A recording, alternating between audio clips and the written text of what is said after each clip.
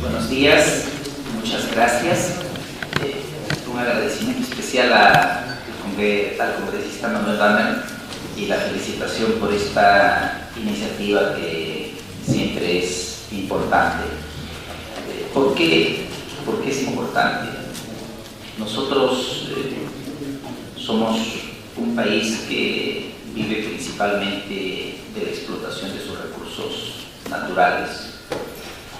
Y es lógico que tratemos de sacar el mayor provecho de esos recursos naturales. Para poderlo hacer, lo fundamental es conocer. Si uno no tiene un conocimiento en perspectiva de un tema, difícilmente lo va a poder manejar. Tener conocimiento de un tema le permite a alguien establecer a priori cuáles pueden ser los resultados de ciertas acciones, y al mismo tiempo ese mismo conocimiento le permite establecer qué es lo que hay que hacer para obtener ciertos resultados. El tema Camisea, gasoducto del sur y petroquímica me hace recordar mis años de profesor, particularmente recuerdo del año 92. Yo en aquel entonces era decano en la Facultad de Ingeniería Mecánica de la Universidad de Ingeniería, enseñaba ya el último año y había pues muchos jóvenes realmente brillantes con mucho talento que estaban próximos a terminar su carrera. Y la pregunta que se hacían, próximos ya a abandonar las aulas, es ¿y ahora qué?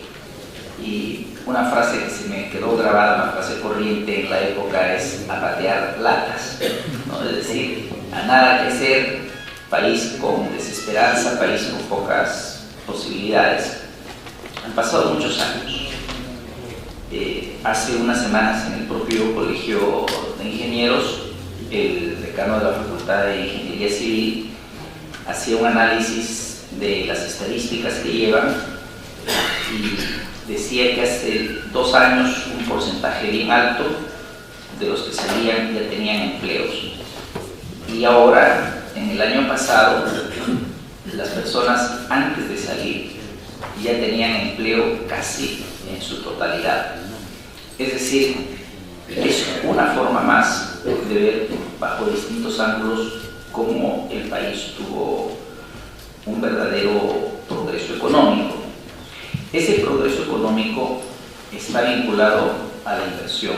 Es la inversión lo que nos ha permitido crecer, pero para crecer mejor, para crecer más adecuadamente, es fundamental el conocimiento por parte del país para negociar cuáles son las condiciones. Permítanme darles un ejemplo que viene de las 2 presentaciones que acaban de hacer, especialmente de la del señor Castillo. El caso de Petroperú, ¿cómo se entiende lo que hemos escuchado sobre los lotes petroleros, etcétera? La figura es así. Imaginen a alguien que tiene un terreno. Es el capital que tiene, no tiene capital para construir. Entonces el terreno se va a quedar como terreno por años sin producir nada. Lo que hace es buscar a alguien que sí tiene el capital para que en ese terreno pueda haber una edificación, construir algo. Y lo cede a esa persona que tiene el capital por un determinado número de años.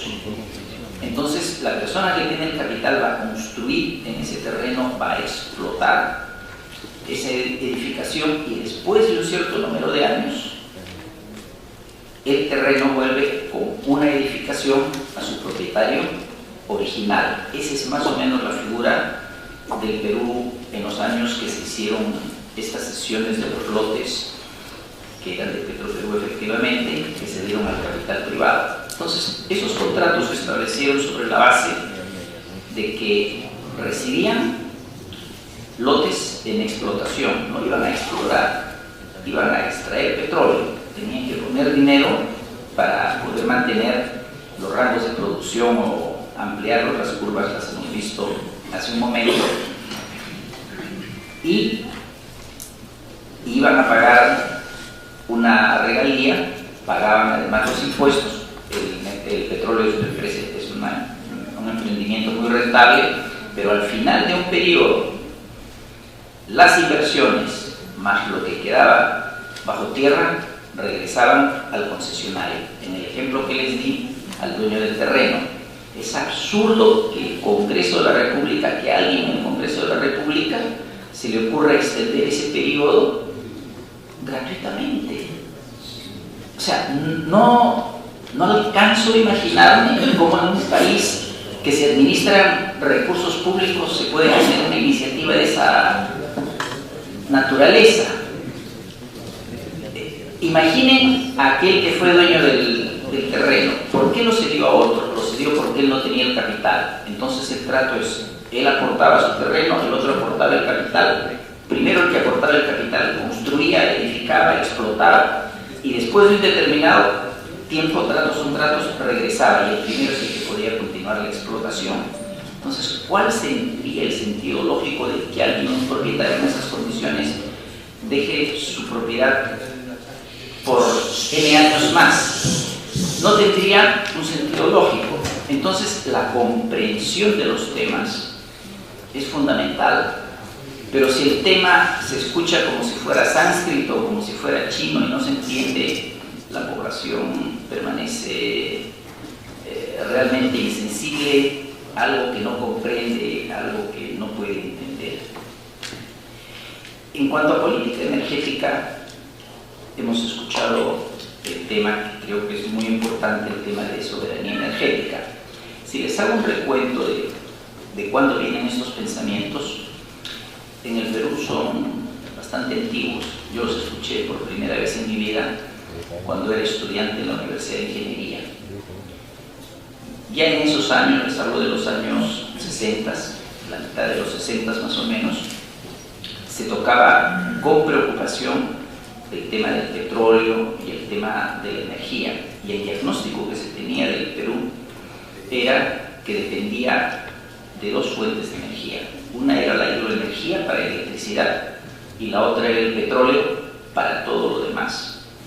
Y que esa dependencia del petróleo que tenía el Perú desde aquel entonces, pese a que en aquel entonces el Perú era un exportador neto de petróleo, era una dependencia peligrosa, porque con el correr del tiempo se corría el riesgo de que la producción declinase, de que el país se transformase de exportador en importador, y que los precios del petróleo, lo que se esperaba en el mundo es que crecieran. Eso se pensaba en los años 60 y se buscaba como remedio al tema otra fuente de energía. Buscar, y se llamaba el proyecto de encontrar una tercera fuente de energía. Se hizo los intentos con energía nuclear. A Argentina le fue bien, a Perú no. Perú no tenía la escala como para entrar en proyectos nucleares, que sí lo pudo hacer Argentina y sacó ventaja de eso. Se buscó en carbón, pero los yacimientos que tenía el Perú no eran tan grandes como para poder crecer en base a carbón. Y finalmente apareció Camisea. Entonces Camisea aparece en el año 85 como esa fuente de energía que le permitía al Perú encontrar el balance y la seguridad energética, que era lo que perseguía como un objetivo de seguridad nacional. Camisea apareció en el año 85 y han pasado casi 20 años, porque el año 2004 recién entró en valor. Cuando hoy hablamos del gasoducto del sur, lo que estamos pensando es en el éxito que tuvo Camisea, el impacto muy positivo que tuvo sobre el mercado energético del Perú. Gracias a Camisea, hoy día el Perú tiene gas barato y tiene electricidad barata. Y tratar de llevar Camisea hacia un segundo gran proyecto que se llama hasta ahora el proyecto del gasoducto del sur. Cuando uno escucha el término gasoducto del sur, pareciera que todo se reduce a construir un gasoducto. Y ese es un error. En realidad, cuando uno habla del proyecto del gasoducto del sur, no está hablando solamente de un componente que es el gasoducto, está hablando de 3 componentes. La primera componente es nuevos recursos, nuevas reservas de hidrocarburos que nacieron originalmente del lote 58. Pero como estos hidrocarburos están localizados en la zona de selva, zona ambientalmente muy sensible, con problemas también sociales, donde resultaría absurdo establecer una industria, y además los productos requieren ir a otros mercados, entonces el sitio para el establecimiento de la industria es un sitio donde el transporte sea más sencillo, el transporte hacia fuera del país, y de allí que el punto que se busque ubicar es un punto próximo al mar. Entonces, por eso es que el conjunto de elementos eran lote 58 como fuente de hidrocarburos, un medio de transporte que lo lleve hasta un centro de consumo adecuado, y un centro de consumo adecuado donde aparezca el otro elemento fundamental, el consumidor. O sea, para que haya transporte, alguien tiene que producir y alguien tiene que consumir. Si no hay quien consuma, no hay qué cosa transportar. El lote 58, cuando apareció por ahí, por las expectativas del lote 58 en 2007, 2008, por esos años, se hablaba de 5 TCFs, ¿no? 5 billones de pies cúbicos estándar. Si tomamos los promedios de Camisea, más o menos en gas, un TCF son 2.000 millones de dólares, pero en líquidos son 5.000 millones de dólares. Entonces, entre líquidos y gas, la proporción son 7.000 millones de dólares por TCF, donde el gran negocio no son los líquidos, no es el gas, el gran negocio son los líquidos.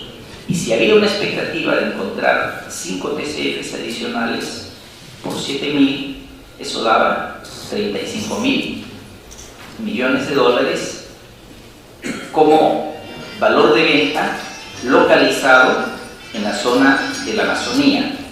Entonces, una riqueza de ese orden de magnitud, 35.000 millones de dólares, podía perfectamente pagar un sistema de transporte de gas y de líquidos que evacuase los hidrocarburos hasta la zona apropiada para una industria y próxima al transporte, una zona costera. Se escogió el sur con buen criterio y había que buscarle el mercado. En el nacimiento del proyecto, la concesión del gasoducto del sur fue tomada por una empresa privada. El nombre era Conduit Capital, si la memoria no me traiciona. Y Conduit Capital es una empresa, básicamente es un fondo de inversiones, es decir, es un negocio financiero donde inversionistas especializados en negocios de energía buscan sectores donde se pueda invertir, y les pareció que el gasoducto, si tenían 35.000 millones de dólares potenciales que iban a ser evacuados, entonces establecer un gasoducto debería ser un buen negocio, y tomaron la concesión. Al tomar la concesión, esto es un tema importante de entender, dieron una garantía, otorgaron una garantía en el sentido de que iban a materializar la concesión en obras, y el Estado, y especialmente el consumidor, no se estaba comprometiendo a nada. El consumidor no tenía que pagar nada ni aportar nada como consecuencia de un proyecto que había solicitado una concesión. Pero el tomar el proyecto era el activo que se tenía, lo que valía en esos momentos era el derecho. O sea, la claridad de una empresa de adelantarse a obtener el derecho para luego negociar con ese derecho. Efectivamente, no pueden haber 2 gasoductos, no había espacio para 2. Entonces, esa empresa vendió el derecho, inclusive vendió la empresa que se llamó Kuntur, a otra empresa.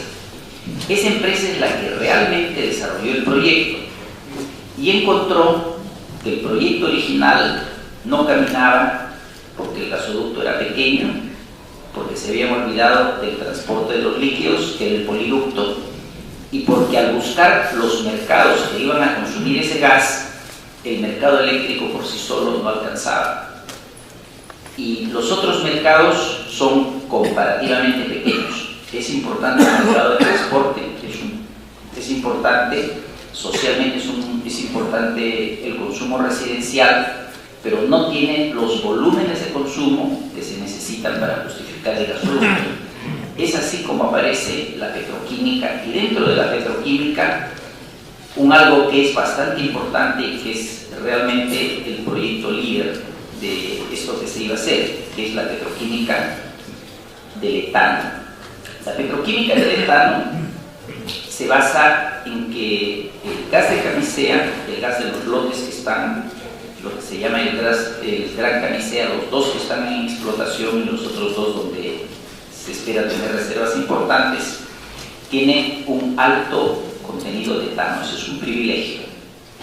Ese alto contenido de etano, separado el etano, permite dar origen a una petroquímica del etileno, del polietileno y luego toda una cadena de plásticos. En esa cadena de plásticos el valor agregado se multiplica por 20 veces. Cuando la producción es destinada solamente al mercado eléctrico, y esto pocos lo entienden, pero existe un conflicto con las hidroeléctricas.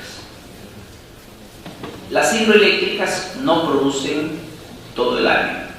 Las hidroeléctricas producen mayor cantidad de energía en las épocas de avenida, es decir, en los meses en el Perú entre noviembre y abril. Y los otros meses la producción de las hidroeléctricas baja. Entonces, al complementarse las termoeléctricas de gas con las hidroeléctricas, las termoeléctricas tienen trabajo la mitad del año donde las hidroeléctricas bajan la producción, pero en la otra mitad el consumo en las termoeléctricas baja, y sin embargo el costo del transporte hay que pagarlo y las economías a través del take or pay sufren. Entonces, un mercado termoeléctrico por sí solo no justificaba el proyecto. Era necesario encontrarle un consumidor permanente que consuma todo el año, y esa es la petroquímica. Armar todo ese proyecto tomó entre 3 y 4 años, y me guío por las fechas en las cuales salió el proyecto y en las cuales el proyecto estuvo completo. Armar uno de esos proyectos es bastante difícil. Por eso es que cuando se habla de Gasoducto del Sur, el nombre en realidad está restringiendo el verdadero alcance del proyecto. El gasoducto por el gasoducto no funciona. El gasoducto necesita tener gas que transportar y alguien que lo quiera comprar al otro extremo.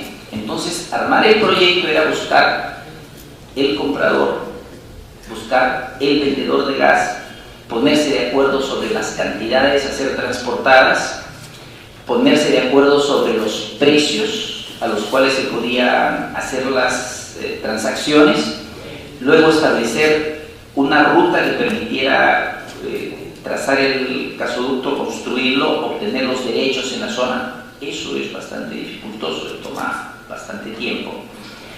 El proyecto había llegado hasta ese avance a mediados del año 2011. Había una parte que le faltaba y que le falta hasta ahora. En relación al gasoducto del sur, la buena noticia es que con el gas que en estos momentos produce el Perú, con el gas natural que produce el Perú, hay suficiente cantidad como para tener ya con la producción actual una industria de petroquímica. Esto fue expresado en un foro que hizo el Colegio de Ingenieros hace alrededor de un mes, donde se examinó a través de especialistas transversalmente todos los temas vinculados a un proyecto de esta naturaleza, los temas técnicos, los temas económicos, los temas de mercado. Y entonces, el buen resultado es que hoy el Perú ya tendría la capacidad de tener una petroquímica de etano.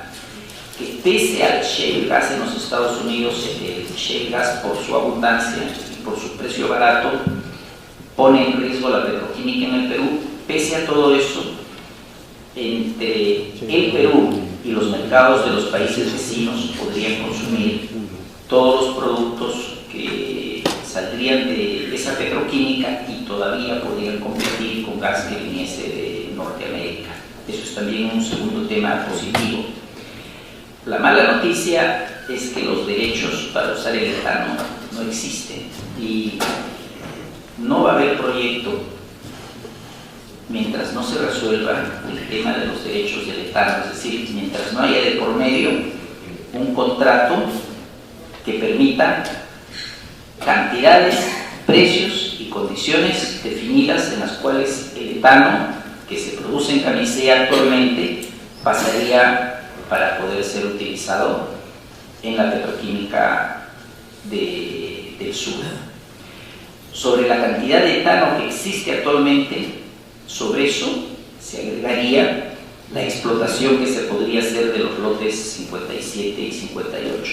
Todo eso, para armar un proyecto, toma un tiempo. A mediados del año 2012, todo parecía indicar que el Estado iba a dar un aval financiero que permitiese que el proyecto del gasoducto del sur comenzase antes de tiempo. Hubo algún desencuentro, hubo algún problema. El asunto es que la noticia que salió no fue el aval para el gasoducto del sur, sino que todo se echó por tierra y se comenzó primero con un etanoducto. Ese era un problema, eso era un proyecto insostenible, no tenía ni pies ni cabeza. Realmente un mamarracho de proyecto, para ser claro en los conceptos. Ese proyecto fue sustituido por otro, algo mejor, pero insuficiente. Y ahora lo que tenemos es algo que está en el limbo, donde no se ha vuelto a ensamblar todas las partes. En el foro que hicimos en el Colegio de Ingenieros, le preguntamos a un especialista cuándo estimaría que el proyecto podría salir adelante si es que se pudieran lograr los distintos objetivos tal como lo está persiguiendo el Estado. Entonces su cálculo fue el año 2020.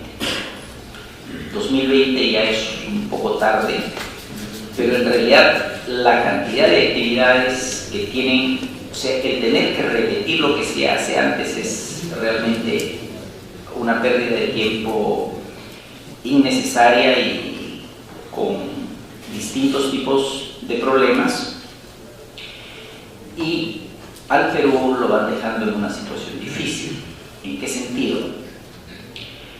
Aún con las dificultades que tiene la economía internacional, el Perú ha seguido creciendo. Felizmente ha seguido creciendo, y en ese crecimiento tiene mayores necesidades de energía eléctrica. Tiene tres posibilidades.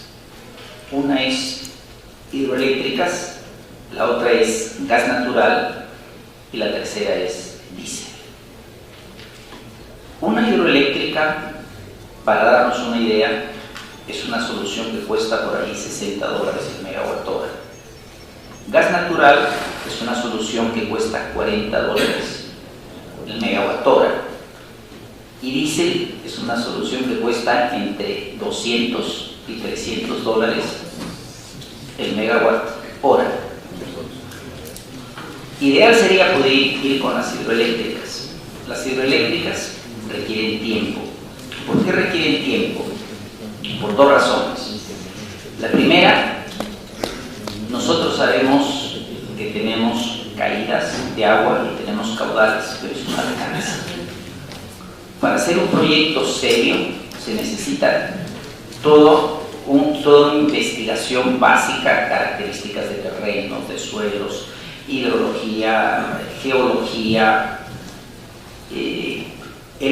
contactos, o sea, vínculos con el sistema eléctrico, y solo eso toma un año por lo menos, y no 2 años. O sea, el tiempo de elaboración y de maduración del proyecto más la construcción no son menos de 7 años. Es decir, un proyecto que se iniciase hoy día recién estaría el año 2020, si es que logra sobrevivir a los conflictos sociales y a las barreras ambientales. Un proyecto de gas, el problema grande que tiene es que necesita nuevas reservas certificadas de gas, y no existen. Las reservas de camisea no se han movido mucho. Sin inversiones, sin perforaciones, no se puede tener reservas certificadas adicionales de gas, y no las tenemos. Y lo que estamos haciendo es, nos estamos embarcando en proyectos que se llaman de reserva fría. El nombre de reserva fría deja la noción de una máquina que va a estar parada para ser utilizada solamente en casos de necesidad. La realidad a lo que nos pueden empujar es que esa reserva fría, por las necesidades, se pueda convertir después en una necesidad caliente, con los precios que ya les he dicho, precios de diésel y precios altísimos. Estamos en esa encrucijada.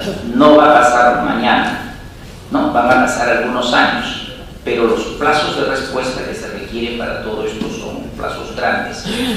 Todo este conjunto uno tiene que mirarlo holísticamente, tiene que verlo en el plazo, en el tiempo, tiene que verlo con los tiempos que demandan los distintos esfuerzos se tienen que conectar para poder tener una realidad, y esa es desgraciadamente nuestra situación.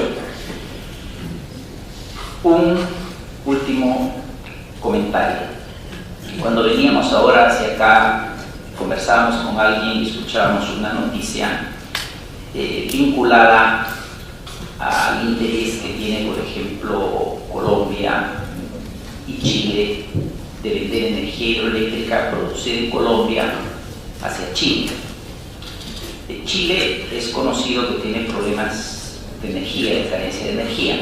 Colombia es un país rico en energía, tiene petróleo, tiene carbón, tiene hidroenergía y tiene interés en desarrollar sus recursos mirando un mercado como el de Chile. Solo que para eso tiene que pasar por el territorio del Perú. Perú, por su localización, es el que tiene la ventaja natural para producir energía, por ejemplo, que hoy día se está perdiendo en el mar, toda la energía mecánica que luego puede ser convertida en eléctrica o en hidroeléctrica, la que llevan los distintos ríos que van a morir al Pacífico y sobre todo los que van a morir al Atlántico. Eso que hoy día está siendo desperdiciado podría convertirse en energía que exportase el país, e inversiones que adelantarían la satisfacción de necesidades al futuro. Pero ¿cuáles son las diferencias? Cuando hablaba el señor Castillo y mostraba los años primeros de Petroperú, esto es más o menos alrededor de los años 80, cuando se producían 180.000 barriles por día, Brasil era un importador de petróleo, Colombia era un importador de petróleo y el Perú les había sacado una gran ventaja. Pero Colombia, Brasil, Chile, el propio Ecuador tienen una política energética. Tener una política energética es tener una visión clara de lo que se quiere, haberlo podido trasladar a la población y que sucesivos gobiernos que se van alternando en el poder, cada uno con su propio estilo, van dirigiendo en el mismo rumbo. El Perú no. El Perú es un país de zigzag que tiene adelantos, retrocesos. Una mano borra, es el caso del gasoducto del sur, lo que ha hecho la otra, y así difícilmente se puede. El tema, ¿por qué es importante? Porque solo el conocimiento nos puede llegar a formar una conciencia social de lo que necesitamos hacer como país, que nos permita desarrollar y seguir creciendo. Y ese es el tema fundamental. El gas, el petróleo y los recursos naturales son los que pueden brindar al Perú todo el valor que puede tener cuando su población entienda de qué se trata y quiera ir en la dirección que le produzca los